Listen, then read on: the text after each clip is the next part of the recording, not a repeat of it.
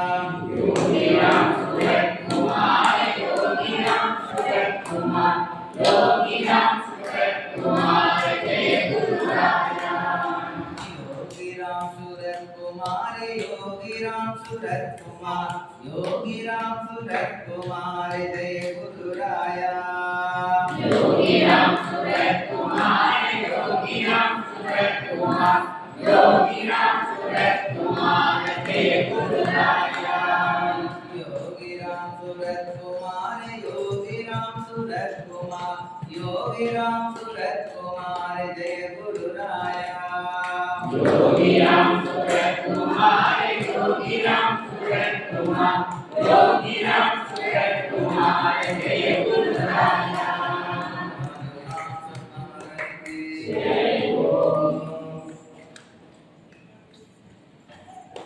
எல்லோருக்கும் காலை வணக்கம்.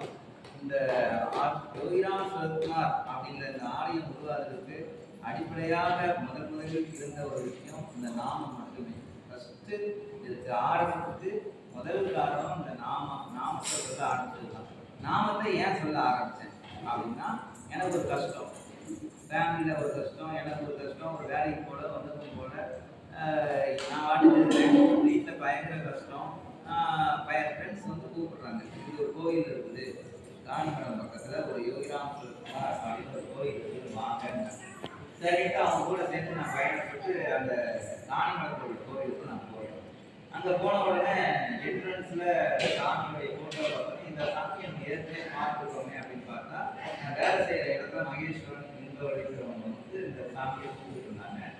அதை என்னை கூப்பிடுவாங்க. நான் அதை அவ்வளோ பெருசாக நினைக்கல. ஆனால் ரெண்டாவது தடவை அங்கே போய் பார்த்த உடனே அங்கேயும் கூப்பிட்டுருந்தாங்க, இங்கே வந்த இடத்துலையும் சாமி இருக்கிறாரு.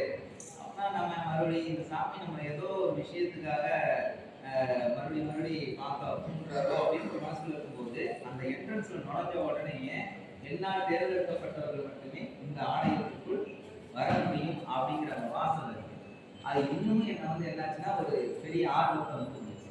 சரி, அப்புறம் இங்கே ஏதோ ஒரு விஷயம் இருக்கு அப்படின்னு உள்ள போயாச்சு. போனால் அந்த கவஸ்ரீ பொன் காமராஜ் சுவாமிகள் உள்ள உட்காந்துருக்காங்க. அவங்க எல்லாருக்கும் ஆசிரியர் பண்ணாங்க, பட்ஜெட் பண்ணாங்க, எல்லாம் பண்ணாங்க. என்ன கூப்பிட்டு இந்த காதல் பண்ணி யோகிராம் சுரத்குமார் யோகிராம் சுரத்குமார் யோகிராம் சுரத்குமார் ஜெய குருராயா அப்படிங்கிற நாமத்தை நீங்க சொல்லுங்க, உங்களுடைய கஷ்டங்கள் தான் தீரும் சொல்லிட்டு. ஏன்னா வெறுமனையா ஒரு நாமத்தை மட்டும் சொல்றதுனால நம்ம பிரச்சனைலாம் இது ரொம்ப எளிமையான வழிபாடா இருந்துட்டு நான் ஈஸி தானே.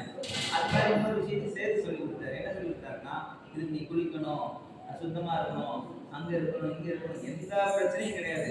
நீ எந்த சூழ்நிலையிலையும் இந்த நாமத்தை என்ன செய்யலாம் சொல்லலாம்னு சொல்லிட்டாரு. எனக்கு இது போதும் அப்படின்ட்டு நான் வாட்டுக்க போற வேலைக்கு போற இடத்துலையும் சரி, வீட்டுக்கு இருந்த ஃப்ரெண்ட்ஸ் கூட ஜாலியா இருக்கும்போது சரி, எந்த சூழ்நிலையிலையும் அந்த நாமத்தை நான் வாட்டுக்க சொல்றதுக்கு முயற்சி பண்ணி அது நல்லபடியா போயிட்டு இருக்கும்போது வாழ்க்கையில சின்ன சின்ன மாற்றங்கள் வராது. அதை கண்கூடா பாக்குறேன். அப்போ வந்து இன்னைக்கு பார்த்தா ஐயா சொல்லியிருக்கிறாரு, அதுக்கான மூல காரணத்தையும் நான் சொல்லிடுறேன். அப்படி இருக்கும்போது அந்த அம்மா வந்து எங்க வீட்டுல எங்க அப்பா அம்மா வந்து வெளியில வத்தல் தாயார் இருக்கிறாங்க. தாயார் இருக்கும்போது அந்த அம்மா எங்க வீட்டுக்கு வந்துக்கிறாங்க. அந்த அம்மா ராஜம்மான்னு அந்த அம்மா பேரு. அவங்க வந்து எங்க அப்பாட்ட போய் எங்க அம்மாட்ட போய் தம்பி என்ன படிச்சிருக்கான் அப்படின்னு கேட்குறாங்க. தம்பி என்ன படிச்சிருக்காங்க? தம்பி பிஎஸ்சி கெமிஸ்ட்ரி படிச்சுட்டு இருக்கிறான், பிடி வாத்தியாருக்கு. நான் ஸ்போர்ட்ஸில் கொஞ்சம் இன்ட்ரெஸ்ட் ஆனேன். இந்த யூனிவர்சிட்டி வரைக்கும் செலெக்ஷன் போனதுனால பிபிஎட்டுக்கு எனக்கு செலெக்ஷன் ஆகிருக்கு. நாங்கள் அங்கே போய் சொல்லியிருக்கோம். இந்த அம்மா வந்து அப்ளிகேஷன் வாங்கி இந்த மாதிரி ஒரு காலேஜ் இருக்குது, அந்த காலேஜில் போய் நீ போடு, இது நல்ல கோர்ஸ், என் பையன் படித்து நல்ல போஸ்ட்டில் இருக்கிறான்னு நம்ம சொல்கிறாங்கன்னு சரிட்டு நானும் அம்மா அப்பா சொன்னோடனே சரிம்மா பார்ப்போம் அப்படின்னு அசால்ட்டாக நான் என்ன சரி பார்ப்போம் அப்படின்ட்டு நான் வாட்டுக்கு என்ன செய்ய ஆரம்பிச்சிட்டேன். என் வேலையை பார்க்க ஆரம்பிச்சேன். நான் கிரௌண்டுக்கு போக அந்த ஸ்போர்ட்ஸில் போகணும், அந்த பிடி வாத்தியாருக்கு போகணும், அந்த இன்ட்ரெஸ்ட்டில் தான் நான் இருக்கேன். ஆனால் அந்த அம்மா வந்து சொல்லிட்டு போயிட்டாங்க. அப்புறம் கரெக்டாக ஒரு நாள் வராங்க இந்த அம்மா வீட்டுக்கு. என்ன தம்பி நீ அங்கே போய் அப்ளிகேஷன் வாங்கினியா அப்படின்னு கேட்டாங்க. இல்லைம்மான்னு சொன்னேன்.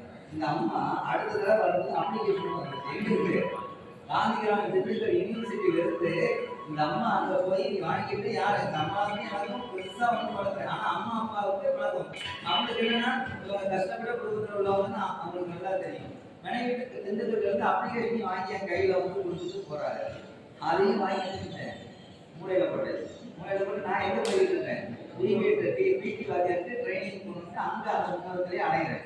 இந்த அம்மா கரெக்டா அந்த தேதி ஒன்று இந்த மாதிரி தேதியில நிரப்பி போடுங்கன்னு சொன்னாங்கல்ல, அதை கணக்கு பண்ணி மறுபடியும் வீட்டுக்கு வராங்க. ஒரு தெய்வம் எப்படி வந்து காப்பாற்றுறதுக்கு எடுத்துக்காட்டு சொல்றேன். ஒரு தடவை வாய் வழியா சொல்லிட்டு போச்சு, இன்னொரு தடவை என்ன செய்யுது மாமியா வந்து கொடுத்துட்டு போகுது.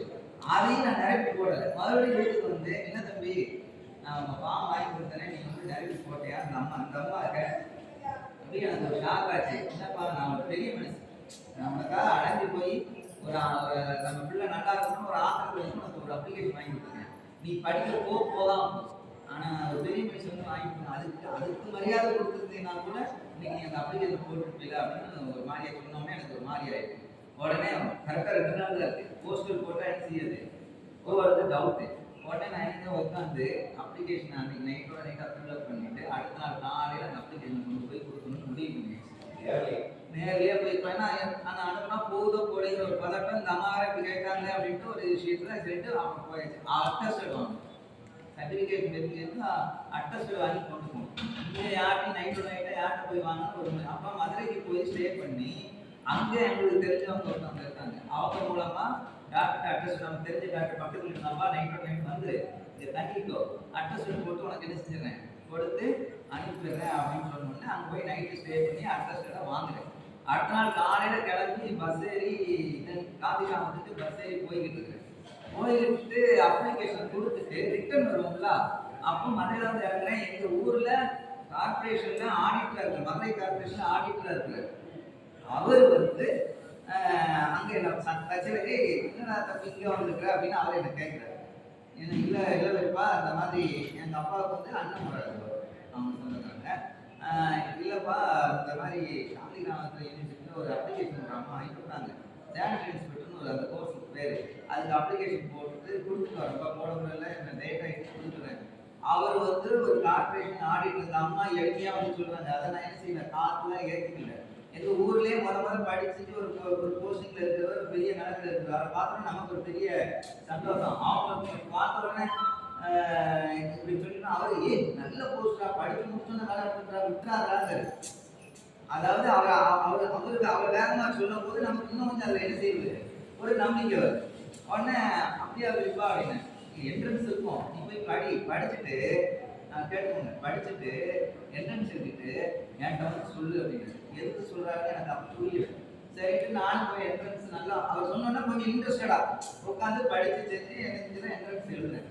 எழுதிட்டு அவர் என்ன கார்பரேஷன் அந்த கார்பரேஷன் ஆடிட்டு கொடுத்தீங்களா அந்த யூனிவர்சிட்டியில் உள்ள ஒரு ப்ரொஃபஸர் கூட அவருக்கு ஒரு தொடர்பு இருக்கு. அவர் ஃபோன் போட்டு எல்லாம் சொல்லியிருக்காரு, பையன் மார்க் எடுத்துக்கலாம் ஒன்று செய்யலாம், அவனுக்கு சீட்டு கிடைக்குன்னா ரூரல் கோட்டா சர்டிஃபிகேட் அந்த பையன் கிராமப்புறத்தில் தான் படிச்சிருப்பான்னாங்க. ஆமாம், ரூரல் கோட்டா சர்டிஃபிகேட் வந்து கொடுக்க சொல்லுங்க, கொடுத்துட்டா ரெக்கமெண்டேஷன் பண்ணி அதை உள்ள எடுத்துடலாம். மார்க் வந்து அப்போ அந்த அளவுக்கு என்ன செய்யல மெரிட்ல போகிற அளவுக்கு இல்லை. அந்த என்ட்ரன்ஸ் என்னதான் எழுதினாலும் மெரிட்ல உள்ள போகிற அளவுக்கு இல்லை. அப்படின்னா அந்த பையனை அங்கேருந்து ஒருத்தர் ரெக்கமெண்டேஷன் பண்ணுறாரு, அப்படின்னா அதை உள்ள கொண்டு போகணும். அப்படின்னா என்ன செய்யணும், இவனுக்கு வந்து ரூரல் கோட்டால ஒரு இதில் என்ன செய்யலாம் ஒதுக்கலாம் அப்படின்னு அவங்க முடிவு பண்ணுறாங்க. யாருக்கிட்ட பதில் சொல்லுங்க, எதுக்கு இந்த பையனுக்கு இது இவ்வளோ மார்க் கொடுக்குறாங்கன்னா ரூரல் கோட்டான்னு ஒரு கோட்டா இருக்குது. அப்படின்னா என் ஸ்கூல் நான் பார்த்து அது கார்பரேஷன் நான் படித்த ஸ்கூல் வந்து கல்லூரிங்கிற ஒரு வில்லேஜில் உள்ள ஒரு ஸ்கூலில் படிச்சிருக்கேன். அங்கே போய் அந்த சர்டிஃபிகேட் வாங்கிட்டு வர சொல்லுங்கன்னாங்க. அப்புறம் போய் அந்த சர்டிஃபிகேட் வாங்கி கொடுத்தது இந்த கோர்ஸ் வந்து கிடைச்சது. என்னதான் நம்ம இது விலகி போனாலும் அந்த எதுக்கு காரணம்னா அந்த நாமம் இந்த ஒரு வெறுமனையாக ஒரு 3 தடவை பகவான் பேரை சொல்லி தேவகுருதாயா அப்படின்னு சொன்னா அதுக்கு எவ்வளவு ரிசல்ட் கிடைக்கும். அவங்க தெய்வம் கூட, அதாவது சாமி வந்து சூட்சமா இருக்கு. அவர் இருந்தப்ப கூட நான் பார்த்தேன், சாமி எதிர்க்கிறதா யார் மூலமா உள்ள போய் அதுக்கான விஷயத்த அந்த பையன் கையில போய் சரி இது முடிஞ்சிச்சு. அதுக்கு அடுத்தது கல்யாணம் மேரேஜ். அப்புறம் அந்த நாமத்தை சொல்லிக்கிட்டே இருக்கிறப்போ என்ன நடக்குதுன்னு இந்த ஒரு இடத்த வாங்கணும், ஒரு நாமம் சொல்லின்னு ஒரு இடத்த நம்ம என்ன செய்யணும் உருவாக்கணும். வயசுல நான் சொன்னது ஆரம்பத்துல பகவான் அவங்க எல்லாரும் சேர்ந்து இந்த இடத்த வாங்கிட்டு ரெடி பண்ணணும். இடம் எங்கிட்டே பார்த்தோம், கந்தவேல்னு ஒரு அண்ணன் அவர் வந்து இந்த இடம் இந்த பென்சில் போட்டு இது பாருங்க நீங்க சாமி கொடுங்கன்னு சொல்லிடுறாரு. சரிட்டு எல்லாரும் சேர்ந்து வாங்குறதா தான் ஐடியா. எல்லாரும் சேர்ந்து வாங்கினோம்னா எத்தனை பேர் வந்து அந்த இடத்த வந்து 6 லட்சம் ரூபா சொல்றாங்க. 6 லட்சம் ரூபானா ஆளுக்கு 30,000 ரூபாய் போடுவோம், 20 பேர் சேர்ந்து இதை நம்ம செய்வோம்னு சொல்றாங்க. அப்போ எனக்கு என்ன இருந்துச்சு, நான் வேலைக்கு வந்து கவர்மெண்ட் எம்ப்ளாயா ஆயிட்டேன். ஆனா அவனை சரி முதல் எடுத்தோடனே என் வீட்டுக்கார மாட்டேன் கேட்பேன், அவங்க வீட்டில் கேட்காம முடியாதுன்னு அவங்க கேட்டப்போ சரி எல்லாரும் சேர்ந்து தானே பண்ண போகிறோம் பண்ணுங்க அப்படின்னு சொல்கிறாங்க. உடனே சரி ஃபஸ்ட்டு ஒரு 30,000 ரூபா கொடுக்கணும் அப்படின்னு அவங்க தான் அவங்களுடைய நகையை வச்சு என்ன செய்யறாங்க, நம்ம ஒன்றும் பிரச்சனை இல்லை, ஒரு 30,000 நம்ம கொடுக்கணும். அதை வச்சு தான் என்ன செய்யணும், இந்த இடத்துக்கான அட்வான்ஸை நம்ம கொடுத்துருவோம். ஃபஸ்ட்டு ஒரு 30,000 மீதி எல்லாம் எல்லாரும் 30,000 ரூபா கலெக்ட் பண்ணியோ இல்லாட்டா ஆங்களாவோ கொடுக்கணும்னு என்ன செய்யறாங்க, முடிவு பண்றாங்க. ஆனால் பாருங்க, ஒரு வருஷம் ஆச்சு, 2 வருஷம் ஆச்சு, 3 வருஷம் ஆச்சு. இந்த 3 வருஷமா அந்த இடம் கொடுத்தவர் உண்மையிலே ரொம்ப ரொம்ப கிரேட். அவரு அதுதான் சொல்றேன், அட்வான்ஸ் கொடுத்தோடனே நீங்க ஷெட்டு கொடுத்தோங்க, சாமி ஆரம்பிச்சுங்க, பஜனை நடத்துங்க, கொஞ்சம் கொஞ்சமா ரூபா கொடுங்கன்னு அவர் சொல்லிட்டு போயிடுறாரு. நாங்க இதெல்லாம் பண்ணிக்கிட்டே இருக்கிறோம், மரம் செடி இதெல்லாம் வச்சு வளர்க்க ஆரம்பிச்சோம், ரொம்ப இன்ட்ரெஸ்டா வளர்த்துக்கிட்டு இருக்கிறோம். ஆனா அந்த 30,000 தாண்டி ஒருத்தர் கூட இந்த ஒரு 30,000 என்ன செய்யல, கொடுக்கறதுக்கான சூழ்நிலை கொடுக்க அவங்க கொடுக்கணும்னு மனசு எல்லாத்துக்கும் இருக்குது. பட் அவங்களுக்கான அந்த சூழ்நிலை வரல. அப்புறம் இந்த இவர் வந்து இடத்துக்கார் வந்து நெருக்கிறாரு, 2 வருஷம் 3 வருஷம் வரைக்கும் கொடுப்பாரு. அதுக்கு இந்த மரங்கள்லாம் என்ன சின்ன செடியா இருந்ததுக்குள்ள ஒரு மீடியமா ஓரளவுக்கு என்ன ஆயிடுச்சு, பெருசா வளர்ந்துருச்சு. வளர்ந்த உடனே இடத்த பார்க்கவும் நல்லா இருக்கு, சாமியோடைய இது நம்ம ரெகுலரா சனி ஞாயிறு வரப்போக நல்லா இருக்குது அப்படின்ட்டு ஒரு அவர் நெருக்கிறாரு. ஏன்னா நீங்க அட்வான்ஸ் கொடுத்துட்டீங்க, நீங்க சொல்லி எல்லாரும் கொடுத்தீங்க, ஒண்ணு நீங்க அவங்க வாங்கிக்கோங்க, இல்லாட்டா நீங்களே என்ன செய்யுங்க, இடத்த எடுங்காரு. நான் அவ்வளவு ரூபாய்க்கு நான் என்னையா செய்ய முடியும், அப்படிலாம் என்னால எடுக்க முடியாது. எனக்கு இந்த ஐடியா கோயில் நடத்தணும் செய்கிற இந்த எண்ணமும் எனக்கு கிடையாது, அது கஷ்டம் அப்படின்னு நான் சொல்றேன். அப்புறம் மகேசன்கிட்ட போய் பேசணும், அவர் இருப்பாங்க கொஞ்சமா கொண்டு வந்தாரு. இவர் எழுதுக்காரு, அவர்கிட்ட போக மாட்டேங்காரு. யார்கிட்ட, அவர்கிட்ட போகாம ஏனையே பிடிச்சேன்னா நம்ம அட்வான்ஸ் கொடுக்கும்போது நம்ம இருந்து கொடுத்ததுனால அவர் நீங்க எப்படியாவது வாங்கிக்கோங்க வாங்கிக்கோங்க வாங்கிக்கோங்கன்னு சொல்றாரு. அப்புறம் இது எனக்கு மனசு ஊத்திக்கிட்டது. நான் சரி கோயம்புத்தூர் போனப்போ வடவள்ளி ரவிச்சந்திரன் ஒருத்தர் இருக்காரு, நம்ம இந்த கோயில கன்ஸ்ட்ரக்ஷன் பண்ணது. அவரை பார்க்க போயிருந்தோம். வேற அதுக்கு முன்னாடி பாலகுமாரன் ஐயாவை மனசுக்குள்ள நினைச்சு, ஏன்னா அவர் ஒரு ப்ரோக்ராம்காக அங்க வந்திருந்தாரு. அவர் நினைச்சு மனசுக்குள்ள ஆசீர்வாதம் வாங்க, பாலகுமாரன் ஐயா காலில் வந்து ஆசீர்வாதங்க, இந்த இடத்த வாங்கவா வேண்டாமா அப்படிங்கிற மாதிரி நான் நினைச்சிட்டு காலில் வந்து அவர் வந்து ஒன்றும் இல்லை, சரி சரி பார்க்கலாம் பார்க்கலாம் அப்படின்ட்டு அவரு நான் மனசோட ஒன்றும் சொல்லலை, ஆனால் மனசுல நினைச்சு அவரு காலில் அப்படி சொல்லி கொடுத்தாரு. அதுக்கடுத்து யாரை போய் பார்க்கணும்னா வடவள்ளி வச்சுட்டு அவரை போய் பார்க்குறாங்க. அவரு இது ஏன் நீங்க எல்லாரும் சேர்ந்து பண்ணணும்னு நினைக்கிறீங்க, ஏன் நீயா வாங்கிட வேண்டியது, என்ன பிரச்சனை உங்களுக்கு அப்படின்னு. இல்லைங்க அவர் மீட்டு அவ்வளோ ரூபா 6 லட்ச ரூபாய்க்கு நான் எங்கே போகிறேன், உங்க வீட்டுக்கார மட்டும் கேட்குங்க, அவர் இவங்க கூட இருந்தாங்க, உங்க வீட்டுக்கார பேர்ல வாங்குங்க, ஏதாவது நீங்க 2 பேர் வேலை பார்த்தீங்களா, லோன் போடுங்க அப்படின்ட்டு.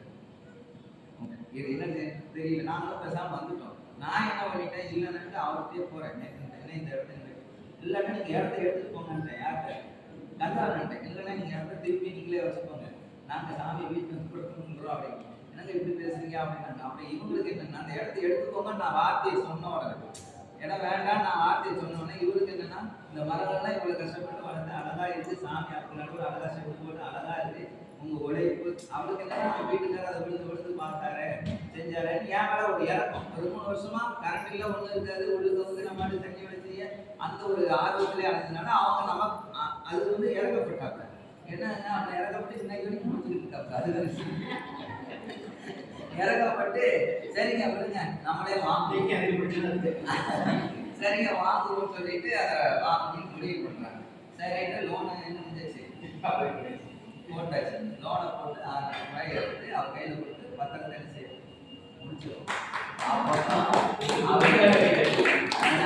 அந்த விஷயம் நடந்து இப்படிதான். ஆனா இங்க ஒண்ணு மட்டும் கரெக்டா நடந்தது, ஒரு சம்பவம் நடக்குது. அப்போ வந்து உலகநாதன் சொல்றாங்க, இந்த தொடர்ச்சியா ஒரு விஷயம் நடந்தா எப்பயுமே ஆசிரியப்பா சொல்லுவாரு, எந்த ஒரு விஷயத்தையும் நீங்க தொடர்ச்சியா பண்ணா அது வந்து மிகப்பெரிய சக்சஸ். அந்த தொடர்ச்சியை நான் செதுரை ஓடினா கூட அந்த சுவாதிக்கு விளக்கு ஊற்றிய சரியாக கொண்டு செலுத்துறது யாரு அப்படின்னா அவர் உலகநாதனை.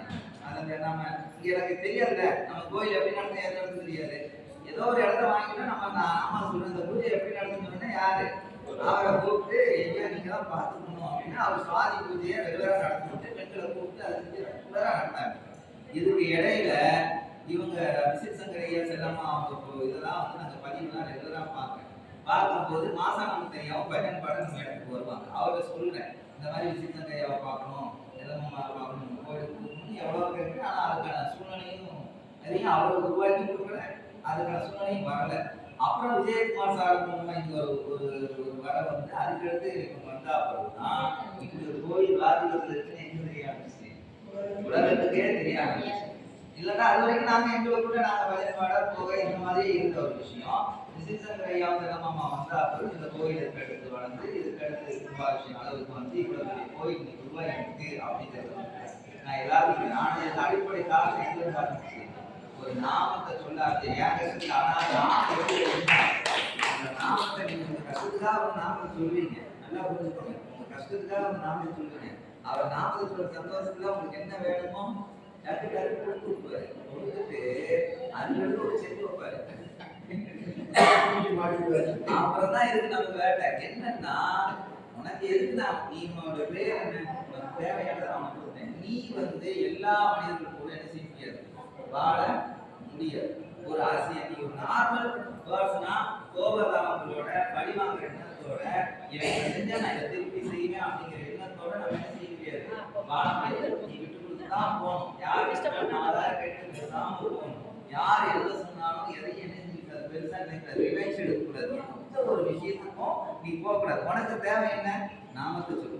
உன் தேவை வந்து என்னால் வந்து என்ன செய்யப்படும், பூர்த்தி செய்யப்படும். நீ சுத்தி இருக்கிறவனா டிபெண்ட் பண்ணி இவனுக்கு இதை செஞ்சா அது கிடைச்சிருமா, அதை செஞ்சா இது கிடைச்சிருமா, நம்ம இப்படி செஞ்சோம் அதை செய்யுது, இந்த போராட்டத்துல நீ போயிட்டீங்கன்னா சாமி உன்னை வந்து அதெல்லாம் டெஸ்ட் பண்ணுவாரு. நீ எங்க எப்போ என் கிட்ட நிக்கிற அப்படிங்கிறத மட்டும் அவர் என்ன செஞ்சுட்டே இருப்பாரு, பாத்துக்கிறார். அவர் கூட நம்ம டிராவல் பண்ணிக்கிட்டே இருந்தா தேவையில்லை. நம்ம எப்பயாவது தெரிஞ்சு வெளி உலகத்துல போய் சர்வே பண்ணணும்னா 2 கொடுக்கல, அதெல்லாம் நம்மளால எப்படி சொல்றதுக்கு அவ்வளவு கஷ்டப்படுவோம். அந்த அடியை வந்து நம்ம வந்து என்ன செய்ய முடியாது, காண முடியாது. ஆனா அதுதான் நம்ம அடிச்சாலும் அவர் எழுதிய போயிடுமா, கெட்டி வச்சுட்டா ஓடவும் முடியாது. நம்ம கெட்டி வச்சுட்டாரு நீ மாறித்தான் ஆகணும். அப்புறம் நம்ம வந்து யோகை பிள்ளைகளா மாறிட்டோம்னா நம்ம வேற ஒரு விதமா மாறி இந்த உலகத்துல வேற மாதிரி தான் நம்ம என்ன செய்ய வேண்டியிருக்குது, பயணம் பண்ண வேண்டியிருக்கு. அந்த மாதிரி அப்புறம் அவர் இதை விட நம்ம எழுதிட்டு நம்ம உலகத்துக்கு மீறி மேல எங்கேயோ உண்மையிலே சொல்றேன். என்னுடைய வளர்ச்சியை பார்த்தா ஒரு கிராஜுவலா பார்த்தா மிகப்பெரிய வளர்ச்சி. யாருன்னா நம்ம என் ஃபேமிலி இருந்த சுச்சுவேஷன் அப்படி. இன்னைக்கு நம்மளுடைய சுச்சுவேஷன் இன்னைக்கு தான் ஒரு வேலையில இருந்து ஒரு வேலையில ஒரு பொண்ணை கல்யாணம் முடிச்சு 2 குழந்தை, எந்த எல்லா விஷயமும் நிறையா தான் இருக்கு. எதிரியாவது இருக்காங்க ஒன்றும் கிடையாது. வேலையில வரணும் ப்ரொமோஷன், வேலையில அதிகபட்சம் எல்லாமே நிறைவு. நான் எங்க போனாலும் மரியாதை குறைவான எந்த ஒரு சூழ்நிலையும் எனக்கு என்ன செய்யாது இருக்காது. எல்லா இடத்துலையும் மரியாதை இருக்கும். எல்லா இடத்துலையும் ஆபீஸ்லயும் சரி எங்க போனாலும் சரி ஒரு கெட்ட பேர் இல்லாம ஒரு ஓகே நல்லா ஒரு பெரிய பிரச்சனையா வந்தாலும் அந்த பிரச்சனை நமக்கு 5 அடிக்கு முன்னாடியே வெடிச்சு சதுரிடும். ஆனா பிரச்சனை நமக்கு வரும். ஆனா நம்ம வந்து அதை என்ன செய்ய முடியாது, ரீச் ஆகாது. ஒரே ஒரு இடத்துல இருக்குது யோகிராம் சொல்லுமா யோகிராம் சொல்லுமா யோகிராம் சொல்லுமா ஜெயிக்கும்.